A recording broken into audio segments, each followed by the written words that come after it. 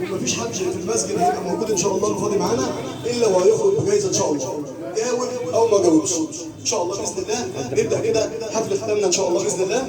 البنات يفضلوا محدش يقعد. اتفضلوا بنات كده على جنب كده مع بعضيكم، قعدوا قدامي وصلوا نفس العمليه ان شاء الله والله المستعان. نبدا حفل ختامنا ان شاء الله.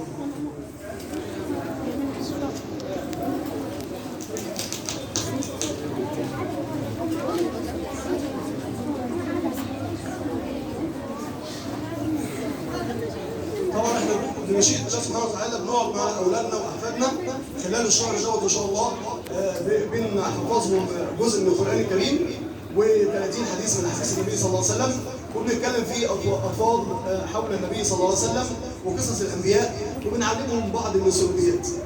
طبعا يعني برضه ليا رجاء عند برضه الاباء والامهات، يعني بيصعب عليا جدا لما الاقي بنت او ولد في سنه ثانيه ابتدائي او ثالثه او رابعه ومش عارفه يعني ايه سوره الاخلاص او قولوا والله احد. طب دي نجحت في اولى ازاي؟ طلعت في ثانيه ازاي؟ طلعت في ثالثه ازاي؟ فكلكم راع وكل مسؤول عن رعيته. كلنا هنوصل يا جماعه. لكن على الجانب الاخر في اطفال بسم الله ما شاء الله حفظهم على خير، وبعدين التربيه كلها بتيجي يا جماعه من المنزل. لو صلحت الام لصلح المجتمع كله. فكلنا لابد ان احنا نعيد كده نظرتنا لابنائنا ان هم دول مستقبلنا، وهم دول يعني فلذلك اجبادنا ان احنا نطمع نلاقي فيهم العالم والعالمه والدكتور والمهندسه وما الى ذلك. بفضل الله تعالى عملنا مسابقه، والمسابقه دي طلع فيها 10 من الاوائل. طبعا في ناس قلنا دول مع المقرأة الكبيره والاطفال صغيره مع المقرأة الصغيره. اتقدم للامتحان 20 واحد من المقرأة الكبيره طلع منهم 5، واتقدم 50 طفل وطفله من الاطفال الصغيره طلع منهم 5. فاحنا بمشيئه الله نبدا الاول، بس خير ما نبدا به القران الكريم مع الطالب يوسف علاء. هيتلو علينا ايات من سوره الحج، فليتفضل مشكور.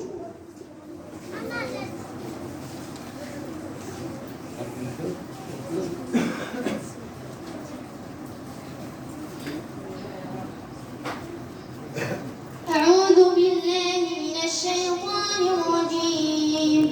بسم الله الرحمن الرحيم. يا أيها الناس اتقوا ربكم إن زلزلة الساعة شيء عظيم. يوم ترونها تذهل كل مرضعة عما أرضعت وتضع كل ذات حمل حملها وترى الناس سكارى ما هم بسكارى ولكن عذاب الله شديد. ومن الناس من يجادل في الله بغير علم ويتبع كل شيطان مريد. كتب عليه أنه من تولاه فأنه يضله ويهديه إلى عذاب السعير. احسنت، صدق الله العظيم. ده طالب من طلاب الصوت والصدقي والاحكام بتاعته جميله ما شاء الله، ونتمنى ان كل اولادنا تبقى بهذه الصوره المشرفه. بارك الله لك وبارك في اولادك في والديك. الطالب يحيى بلال ايات من سوره مريم، فليتفضل مشكور. أعوذ بالله من الشيطان الرجيم. بسم الله الرحمن الرحيم. كافها عين صاد. ذكر رحمة ربك عبده زكريا إذ نادى ربه نداء خفيا قال رب إني وهن العظم مني واشتعل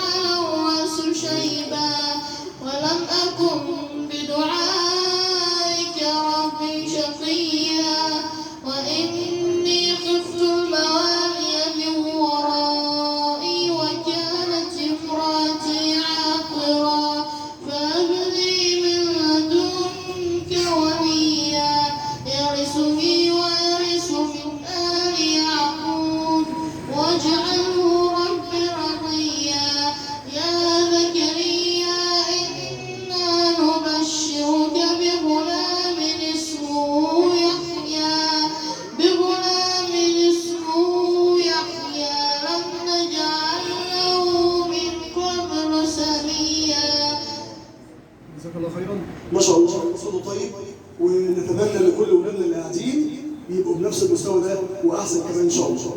طيب مع الطفل بقى الداعيه الصغير سليم محمد منصور. وسليم محمد منصور كان السنه اللي فاتت برضه ما شاء الله رب العالمين حافظ حاجه جميله. فالنهارده يقول لنا مقدمه الخطبه اللي اي حد بيقف فيها كده على المنبر ممكن يبقى واقف كده بيهتز زي حالاتي، لكن تخيلوا ان الطفل هيقول لنا مقدمه الخطبه ازاي ان شاء الله. فليتفضل مشكور. إن الحمد لله نحمده ونستعينه ونستهديه ونستغفره ونعوذ بالله تعالى من شرور أنفسنا ومن سيئات أعمالنا. إنه من يهده الله فلا مضل له ومن يضلل فلا هادي له. ونشهد أن لا إله إلا الله وحده لا شريك له.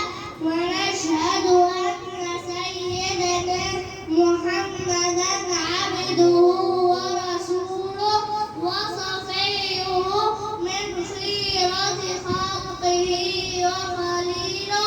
بلغ الرسالة وأدى الأمانة ونصح للأمة وكشف الله به الغمة وتركنا على المحجة البيضاء ليلها كنهارها لا يزيغ عنها إلا هالك أو ضال.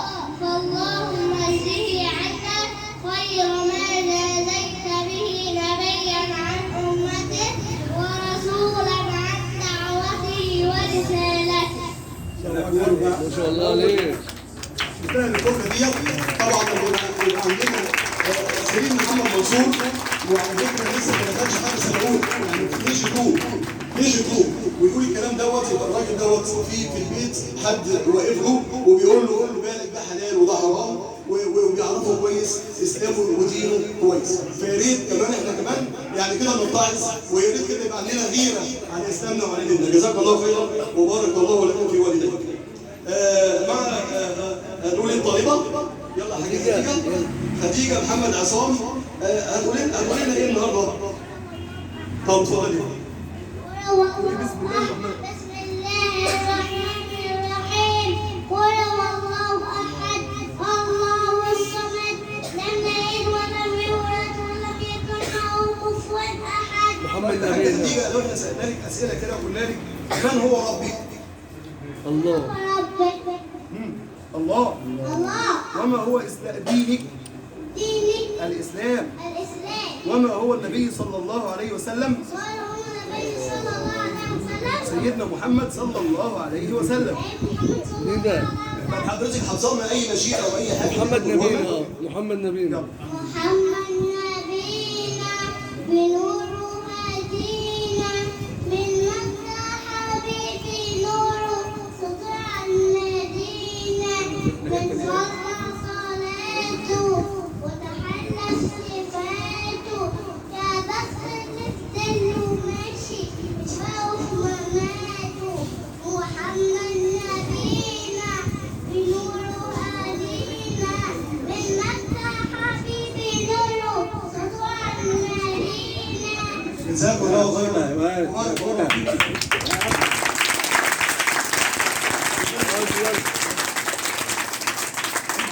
مع الاحاديث الطالب مجدي احمد مجدي فليتفضل مشكورا هيقول لنا كده حديثين او ثلاثه من احاديث النبي صلى الله عليه وسلم من صحيح البخاري.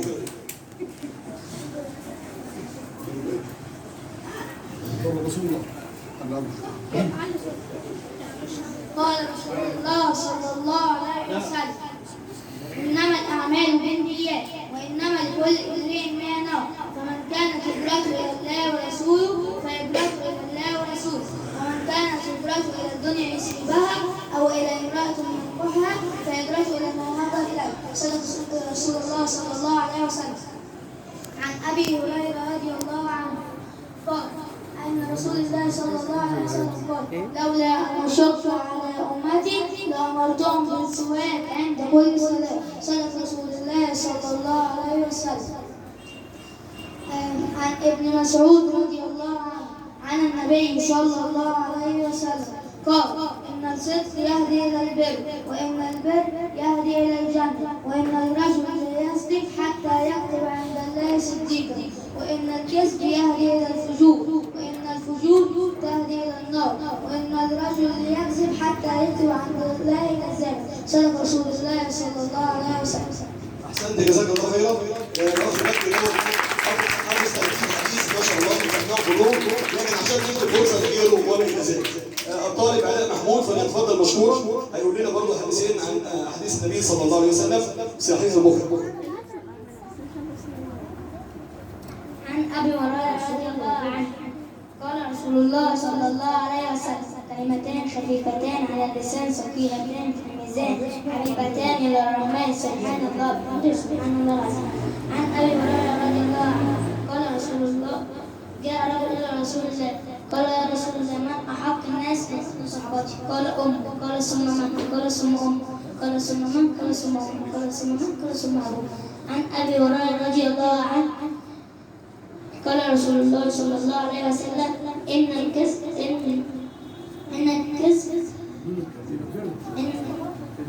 إن الصدق يهدي إلى البر. طب هات حديث تاني يلا من انت حافظه. ما تسلمش. إياكم والكذب. كلمتان خفيفتان. إياكم والظن. طيب عمانا جزاك الله خيرا، اتفضل مشكورا.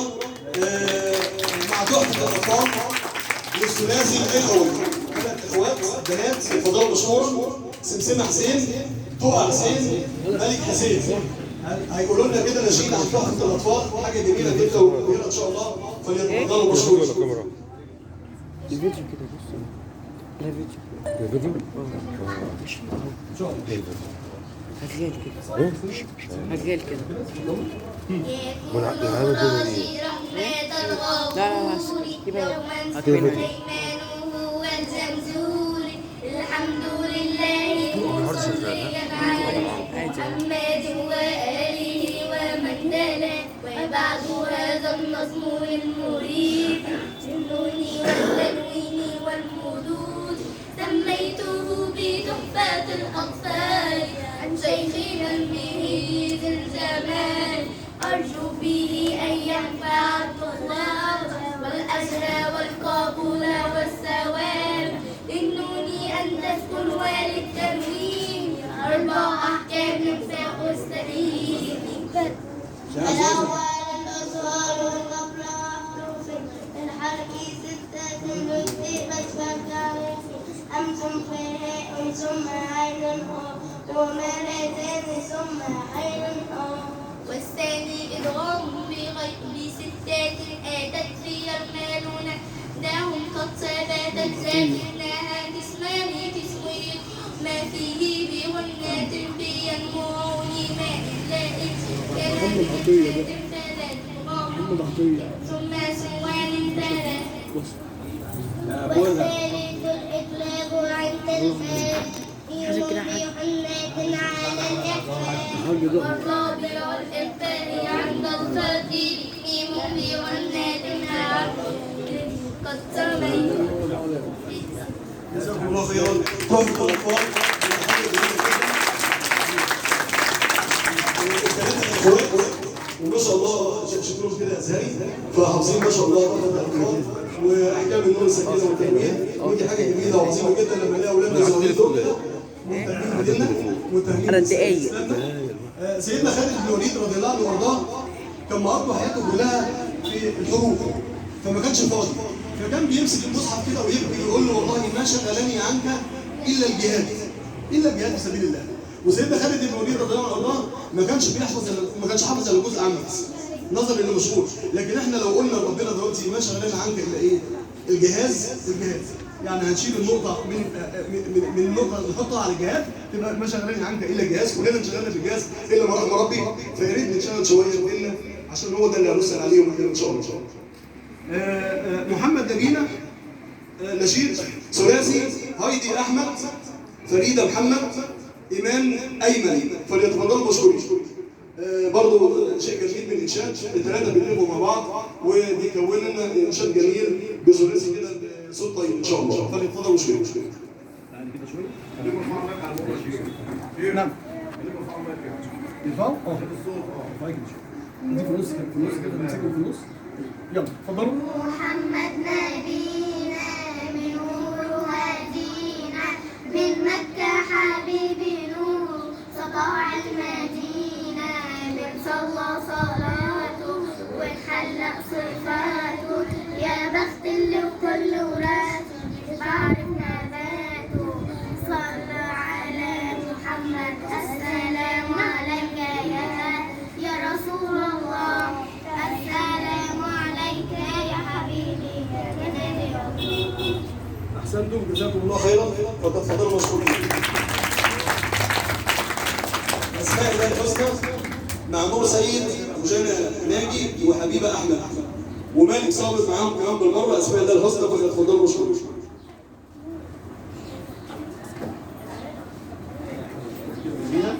ارفعوا المايك لفوق كده عشان ايه؟ تعالى انت كده جنبي كده. ايوه يلا.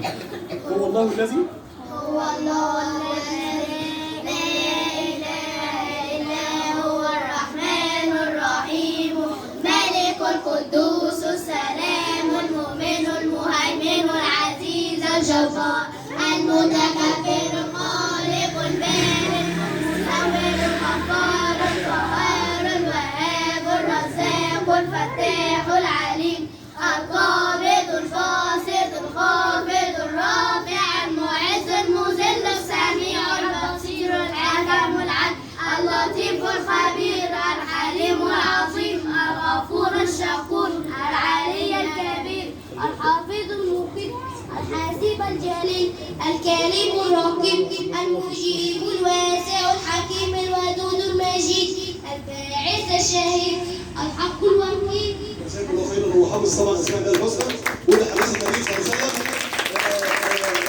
ذكر 99 اسما من احصاها دخل الجنه. فلما يحفظها ويعرف كمان معنيها شيء كثير وشيء عظيم جدا ان شاء الله. الطالبه كنزي محمد هتقول لنا قمر فلتتفضل مشكورا.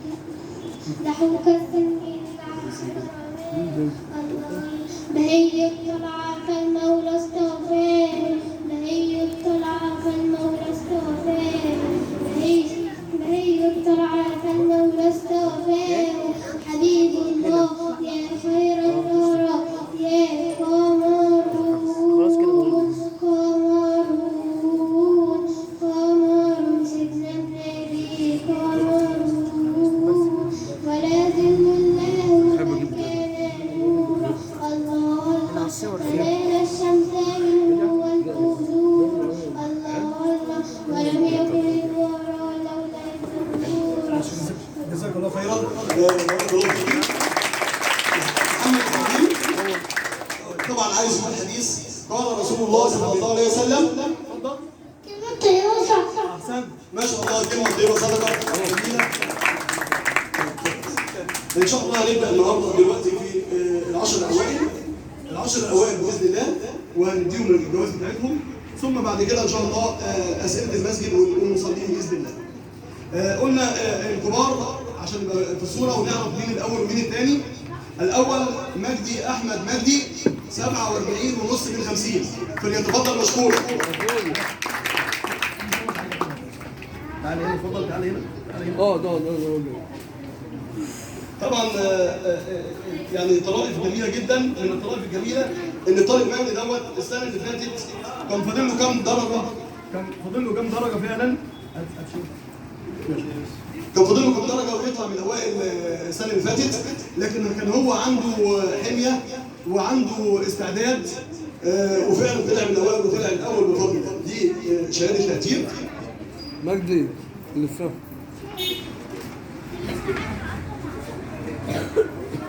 وده مبلغ من المال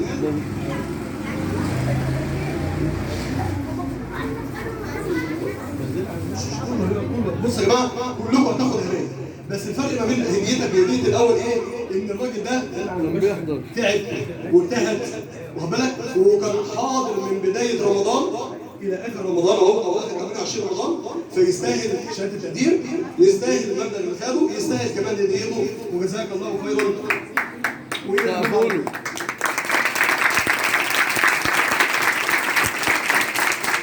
ده من الكبار اللي هو حافظ جزء عامه، ومن الطرائف الجميله كمان ايضا ان الطالب او الطفل سليم محمد منصور ده من الصغيرين وطلع الثاني اللي هو هنا مقدمه الخطبه ما شاء الله رب العالمين، فده انسان فعلا حافظ جزء عامه، ولكن قال لي انا هخش مع الصغيرين عشان المعلومات وعشان الاحاديث وكده، لكن جزاه الله خيرا 44 ونص من 50 فليتفضل.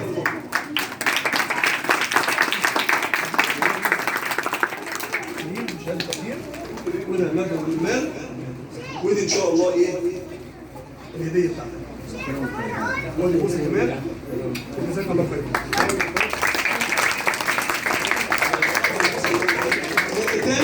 الثالث ان شاء الله مالك صابر فتحي 43 من 50 فليتفضل مشكورا.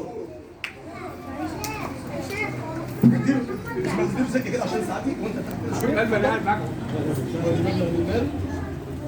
وادي الجائزه بتاعتك اتفضل مشكور. وادي بوسه كمان وللامان ان شاء الله نشوفكم ان شاء الله وكان الامر بقيه رمضان وكان في سجن. الرابع ان شاء الله يحيى بلال فليتفضل مشكور، حصل على 42 من 50 درجه. جزاك الله خير. اتفضل اتفضل مين دول؟ اتفضل الهديه بتاعتك وجزاك الله خير. الخامس جمال محمد جمال حصل على 39 ونص من 50 فليتفضل مشكور. كده ايوه كده انت والمبلغ من المال اتفضل مشكور. تعالى يا جمال. الخامس خلاص جمال 6 طاهر محمد احمد حصل على 39 درجه من 50 فليتفضل مشكور. كلكم هتاخدوا كلكم هتاخدوا بس هم دول يعني مش عايز اقول احسن منكم اجتهدوا شويه عنكم يعني خد بالك. اتفضل جزاك الله خير. السابع ريماس احمد.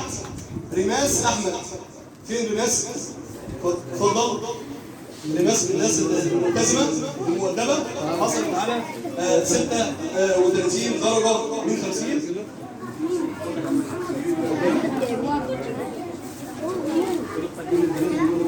في حد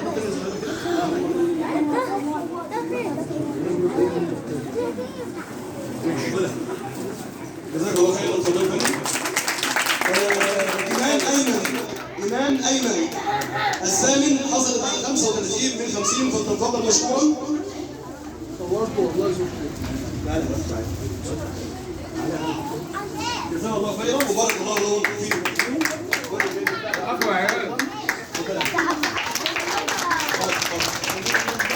التاسع مالك محمود. اتفضل يا مالك. شهادة تقدير لحضرتك. وادي مبلغ وادي الجائزة بتاعتك ان شاء الله. دي بص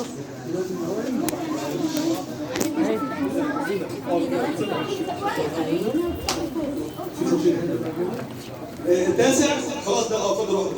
جنى ناجي فتحي. فلتتفضل مشكورا حصلت على 33 من 50.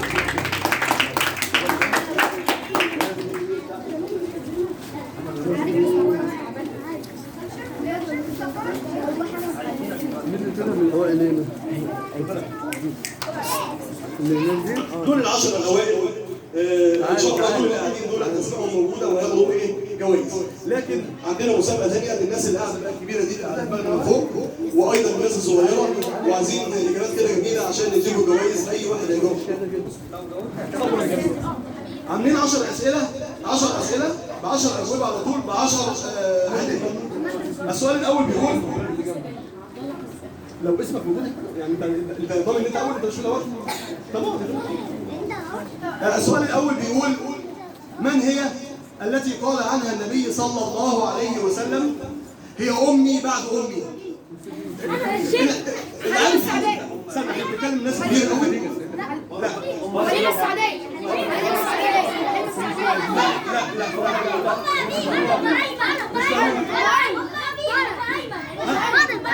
الأمة الحبشية، صح الكلام ده؟ بس خلاص. تاخد جايزة بما إنك أوائل. هو طيب السؤال الثاني بيقول برضه الناس الكبيرة معانا: ما هي السورة التي سميت بإحدى غزوات النبي صلى الله عليه وسلم؟ حد عارف؟ سورة في القرآن الكريم سميت باسم غزوة من غزوات النبي. الأحزاب. الأخ عاطف اللي قال أول حاجة الأحزاب في الأشهاد والشهود. أنا وأنت قلنا مع بعض بالنص بتاعت عم عاطف. السؤال الثالث ده الأخ عاطف. أكثر الصحابة رواية للحديث، وما هو اسمه؟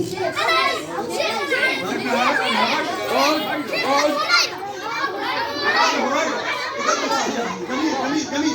طيب جميل. الراجل قال سؤال حبايبي مش عايزين نتكلم عشان مش عارفه بترفع ايديها. الراجل ده قال ابو هريره وانا قلت طيب جميل. ابو هريره دي كنايه. اسمه ايه؟ استنى. اسمه ايه من الناس اللي قاعده دلوقتي؟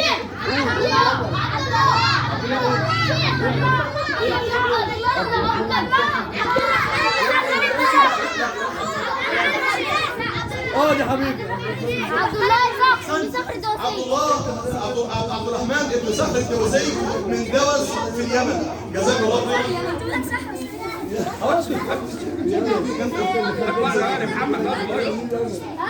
انزل من المنبر، انزل ورا. دي ده انت انا جاوبت؟